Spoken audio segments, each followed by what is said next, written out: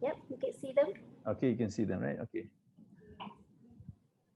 Okay, this is basically a story about a person by the name of John Blunt. Okay, John Blunt actually came from not a very wealthy family, but he was a very ambitious person. Not surprisingly, if you had a chance later to dig on his history, he has this motto in life: think big. Okay, and I think with that introduction, you know where I'm leading to now.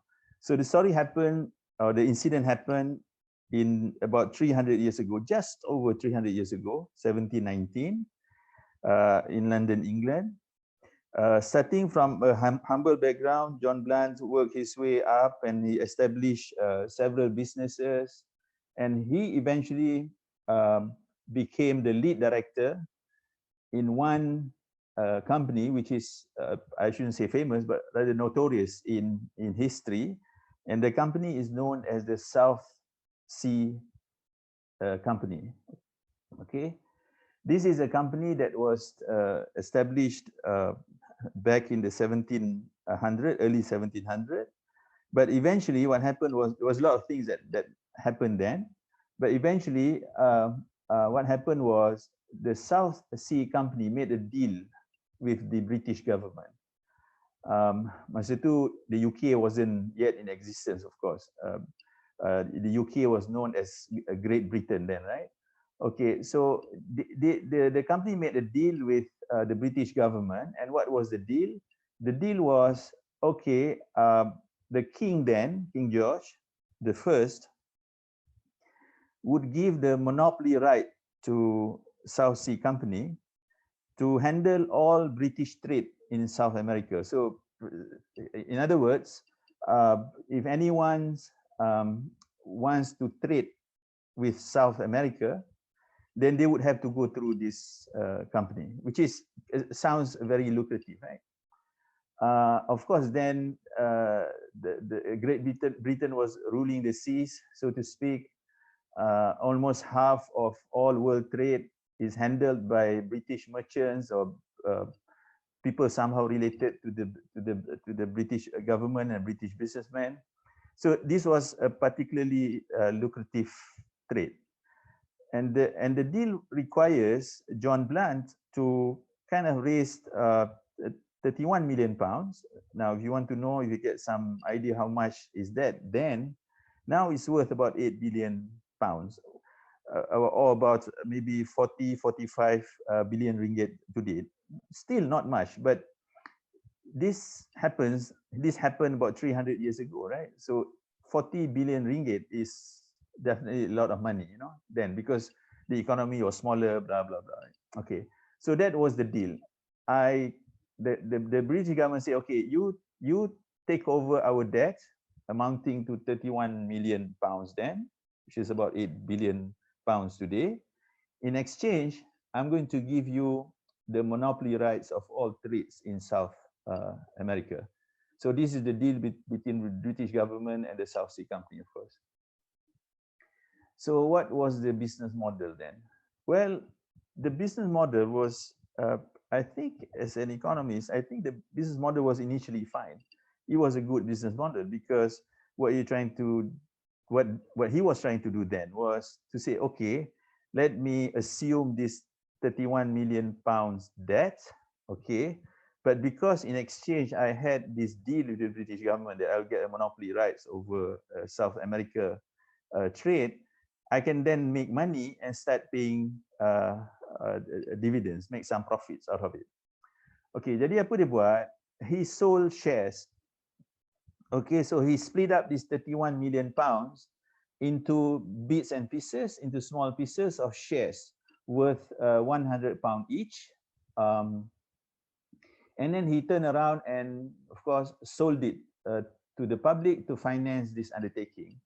So the idea here is he sold this £100 shares each, and then he would hope to raise 31 million pounds, and then from that 31 million pounds pay off the government's creditors, and then he could then go on and do business, monopoly business I must emphasize, in South America, and then from the profit, he will start paying dividends on the shareholders. Now, the problem with John Bland was that he wasn't so scrupulous. What happened was, instead of conducting business in the South American trade, he actually initiated a Ponzi scheme. Okay, a Ponzi scheme ni, kalau for some of you who, I think I'm sure many of you would still remember, there was this Pak Mantelo business where people start putting in money into his investment scheme, and then he would give out dividends, you know, not from any real business, but he will just use money that he got at a later stage, you know, to pay back the earlier investors, and then he hoped to perpetuate this forever. But of course, it is a pyramid scheme, you know, that you have to have more and more people investing, and eventually, because there are only a finite number of investors, you end up having the pyramid collapsing. So what I have there is of course, I think there wasn't pictures then, you know, back in the early 1700s. So this is like an artist's impression of people actually selling these shares in the street. Okay, so because he was giving dividends, and hefty dividends, huge dividends, from later investors, so the shares became popular. This is like saying you invest your money, say 1,000 ringgit, so you get like 1,100 ringgit a month from the day when you first invested, right? So the return was very attractive, and he was able to do this because he was actually running what I call a Ponzi scheme, right? Okay, and there at the bottom there is also I think it was a share certificate. I think they preserve it. I think you can find this somewhere in some museum in the UK, I guess. This was the actual certificate for 1,800 pounds. You know, somebody invested 1,800 pounds initially in this South Sea company. Okay, that was his business model. So he had good intention at the beginning. He wanted to run a proper business, you know, practically borrow money from investors, run a profitable business in South America, and then use the profits to pay dividends to the investors. The government should also be happy because he assumed the 31 million pounds debt owned by the British government. By the way, I must also say that being a student of economic history, that what's happening in the UK back in the 1700, early 1700, exactly what's happening now, today, for the US. You know, the British government becomes more and more indebted, just like the American governments today. So the scenario is fairly similar. But okay, that's beside the point for today. Okay, that was his business model. Eventually, he kind of got, shall I say, diverted, because he thought that he could run a Ponzi scheme and along the way make himself rich. Okay. If you look at bullet number 3 there on the screen, what happened was, because the return was so good, so he became attracting a lot of investors. Okay. Now, he attracted investors from all walks of life, including the king. Okay. So what happened was, in the early, I think it was the late 1719, even King George I invested 100,000 pounds of his own money in this venture. If you want to get a sense of how much is that 100,000 pounds, it's about 25 million today.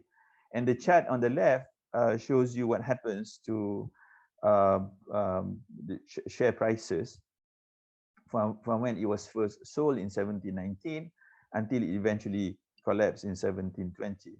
So if you were to be an investor when it was first sold to the public, when the shares were first sold to the public. Then you stand to make, if you sell, if you were to sell at the peak price, right? So if you can see on the screen here, like it started out about 100 ringgit, right?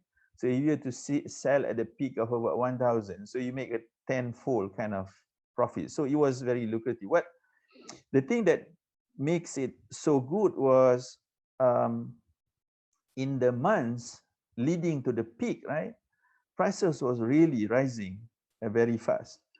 In Malaysia, we had this situation starting from the mid 1990s, up until maybe 1997, for two and a half years, when share prices rose very quickly. So the atmosphere was like that, so you can just put in some money and your money will double, within a space of 1 or 2 months. So that was the atmosphere. So everybody was attracted to this, and even the king invested 100,000 pounds of his own money, which is now worth about 25 million pounds. Okay. So we have a term for this in economics. We call it rational exuberance, because the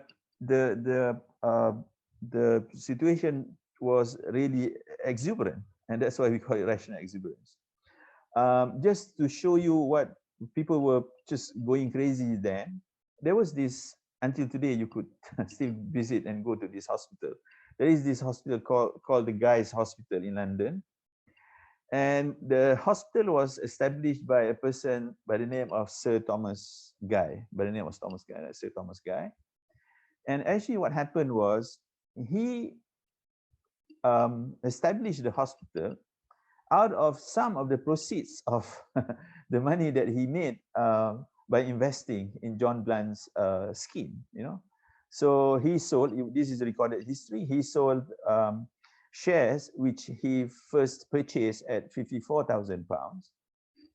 So this is about, what, 12 million ringgit today, maybe 10 million ringgit today. Sorry, 10 million pounds today, right?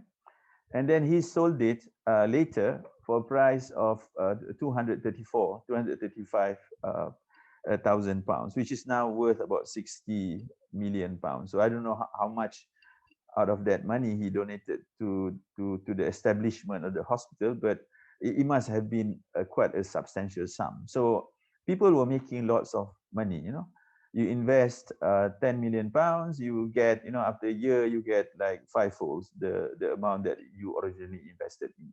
So this guy, he actually used some of the proceeds to establish this, I think, kind of famous hospital in London, even today. Okay. Now, the other story that I wanted to kind of, and there's a reason for that, I want to relate to you, is the fact that it is not just people like the king and Sir Thomas Guy and another person that I'm going to show you next were investing in this. Everybody was investing in this. So it was reported that one aristocratic lady back in the 1700s saw her former maid, M-A-I-D, housemaid, housekeepers, people who were cleaning her home, in a theater, and she was occupying a more expensive seats in the theater than herself. So I tried to find in the internet. I saw like that was how an 18th century theater in London looks like. So everybody was making, inverted comma, making some money, and some of them, of course, as Sir Thomas Guy's story indicated, like some people were making lots and tons of money, right? So everybody was, inverted comma, was gaining ground. They were earning a lot of returns from their inverted comma investment. And you could have situations in which a former housemaid, people who involved in cleaning and cooking at other people's homes, making investment and becoming rather wealthy out of that investment. Now, the story of the next person, which is related to this investment, of course, is extremely important. And that's, in fact, the point that I'm trying to, several points that I'm going to make today actually relates to this next person. The next person that you had on the screen is Sir Isaac Newton. I personally have not met him, obviously. I've seen many pictures of him. Some were saying that this is not Sir Isaac Newton, but if you Google Sir Isaac Newton image in Google, you find that there might be some variations to his portrait, but I think this is the one most common that you can see. So this is Sir Isaac Newton. And he was in the 1700, early 1700, was already a famous scientist. Not just now, but even then, he was already a famous scientist. He was in his early 70s when he decided to actually invest in John Blunt's scheme. So this is like sekarang ni macam, this is like saying a professor, very senior professor in UKM investing in Pak Mantelo's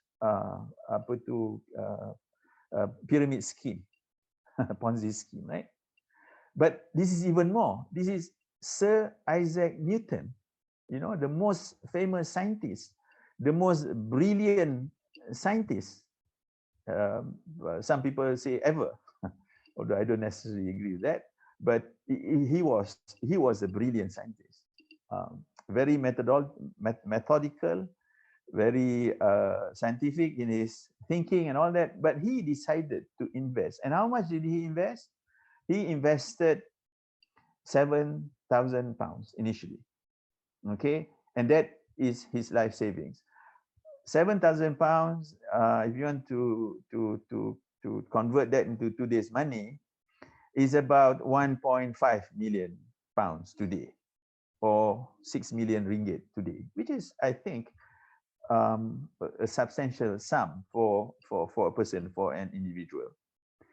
Now, he actually, because he's a physicist, right? So he knew that everything that goes up will eventually comes down, right? So he decided in July of 1720, this is around about the peak of the just before the peak of the share prices. He decided to actually sold his shares, and he got £20,000 for it. So, which is equivalent to about £5 million today, or 25, 26 million ringgit today in Malaysian ringgit. A respectable sum, of course, for a person who started out with 1.5 million investment, and eventually earning 3.5 million pounds return, therefore getting a total of 5 million pounds when he got out of it. However, strangely enough, at least, of course, this is we have the benefit of hindsight. We could say, like, strangely enough, right? 1 month after that, in August 1720, he reinvested the entire sum that he got, which was 20,000 pounds, which is 5 million pounds today, right? So he reinvested that sum that he got back in July 1720. And of course, as I have indicated earlier, the scheme eventually collapsed. Okay, but when did the scheme collapse? The scheme collapsed in September 1720, about a month later. And Sir Isaac Newton, of course, then was holding this almost worthless paper. So the value just dropped down, and the paper becomes practically worthless. Okay. So I didn't put that portrait incorrectly. I purposefully put it upside down just to indicate to you that something terrible has happened. So he was in his 70s, as I said, early 70s. reduced to near poverty. I'm not sure whether they had this pension scheme then, but I think there wasn't any kind of social safety net then, you know. So he was reduced to near poverty, leading to his famous quote. Some of you may have seen this, some of you may have not seen it, but I think it's worth reading, you know, because this is a guy, one of the most famous scientists, and he said, I can actually calculate the motions of heavenly bodies. Okay, you can do that. He did all this path-breaking Islamic, scientific discovery, right? But then he said, but I cannot understand the madness of men. Okay. And of course, the madness of men here, okay, refers to the title of my presentation today, which is financial risk, right? So here is one of the most brilliant scientists, a leading scientist of the day, you know, people who are so used to methodical thinking, people who are extremely rational and all that. But eventually he got caught up in the exuberance, rational exuberance, I call it, and eventually lost everything. Leading him, as I said earlier, to say like, you know, I can do so many things, you know, like beyond even the capability of most people, calculating the motions of heavenly bodies. But I cannot really understand the manners of men, or I cannot really handle this financial risk. Okay, Dr. Mawada, I want to end with this slide, right? And perhaps later, if anybody has any questions, we can deal with those questions. What can we learn from this story? Well, there are a lot of things that we could learn from this story. I've picked up 3 things, okay? And these lessons are extremely important to all of you.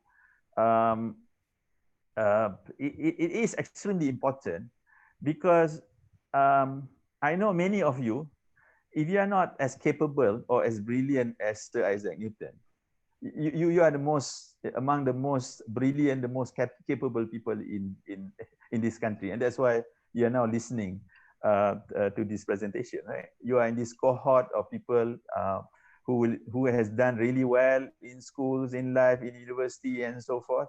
And now you are pursuing another stage in your career, right? Becoming a specialist, right? But the first thing I want to tell you is that you can be the most brilliant person in the world, or in Malaysia, or in this room, or in this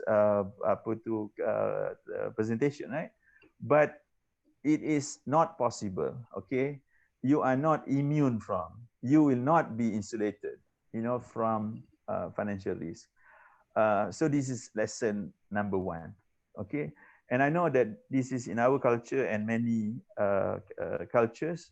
I've done some research on this, right? Kita biasanya, I think in at least di Malaysia lah, we don't discuss money, right? We don't like to discuss financial matters, right? That's why you hardly have occasions or situations in which, so saya cerita dengan anak-anak lah. Now I'm dealing with my children, right? When I was young, right, I never had occasions in which my father would actually discuss money in front of the children, at least, you know. Any points, you know, during my childhood. Now, and the same thing is generally happening even today with me and my children. Right? I don't discuss money. I teach economics. I teach money, you know, money related matters in the university. I know a story about John Blunt. I know many more stories like story of John Blunt, but we never do this, and that's because it's just so unpleasant to talk about money. So sorry lah kalau I kind of macam prick some of your inner discomfort, you know, when we start discussing this, right? But I think this is something that everyone should be aware of. Number 1 is, no matter how brilliant you are, how clever you are, how established you are, how much money you have, doesn't really matter, because even the king got screwed, right? You see. So we can never insulate ourselves from financial risk, right? Okay. Now, the thing that puzzles economic historian, but of course, people speculated on the reason why. People kind of were puzzled. How could people like Sir Isaac Newton got drawn into this frenzy, a feeding frenzy, right? So one explanation to that is, I'm just conveying to you one possible reason, which I think is, for me, the most convincing story, right? There were stories about his wife influencing him to start investing and all that, but I don't think those are serious explanations. But I think one of the most convincing and objective reason for this is because we, at its most, ourselves, at our most basic, I, I could, for lack of a better word, right? I just say like I just choose the term like at the most basic level, we are actually an emotional creature. Okay. Now, if any one of you is interested to know more about this, right, you can read some of the recent research findings in behavioral economics, you know, and those literature are actually accessible by anyone. They're not written in in complicated economic jargon. They are kind of simple and straightforward argument. So they were saying like, at the end of the day, you can be the most rational person, you can be very objective, you can use all the brain, but in the end, when it comes to decision making, emotion plays the final kind of macam role. So you can weigh, your brain can give you, okay, if you do A, this is what you're going to get. If you do B, this is what you get, and C, this is what you get. But in the end, decision is actually made emotionally. Now, I know that most of you say like, what? Is that really true? Well, go ahead and try to read up some of the research, and there were, I think, compelling evidence to show like, in the end, it is our emotion. Now, so some economic historian was saying like, most likely, and I think every one of us should admit this, right? We have in ourselves this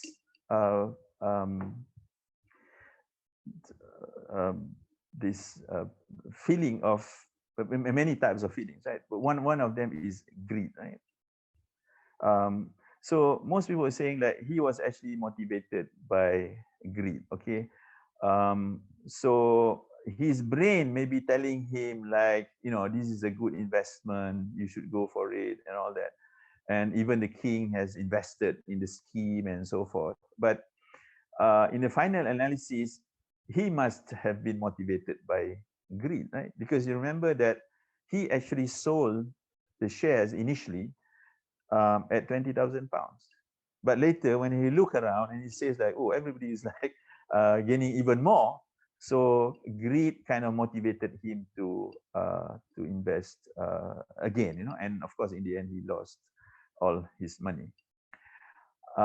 So beware of your emotion, especially greed when it comes to financial matters, right? So I think because people in the financial marketing business know that we are, inverted comma, greedy. It's just a matter of how much control you have on it. So they have different tricks in making sure that they would really work on our greed, you know, in making us decide in a way that may not be the most advantageous way ahead. And the final point here is, many people, I'm not sure about the audience, you know, in this presentation, but I think most people think that when, especially when I was about to make my presentation, many people think like I'm going to talk about external factors that would lead to financial risk, personal financial risk. Okay, and of course there are many external factors, or sources that will have some bearing on the kind of financial risk that we take. But I think if there is one take-home lesson that you want to take for today, just remember that your emotion actually can be the biggest source of risk instead of risk from outside, of course. Okay, thank you, Dr. Mauda. That's Most about it. I welcome. think I am almost Yeah, we done still with my got room time. for So questions, insyaAllah, Dato. boleh kalau ada. Okay, Ya, boleh ya. I thought it is boleh. a very interesting talk that I enjoyed listening to the stories, and I think it could relate to us because being doctors can, we are actually not economists. We don't know how to evaluate investments and so forth, and sometimes we become a target to these financial advisors or even new investment schemes. So we have a question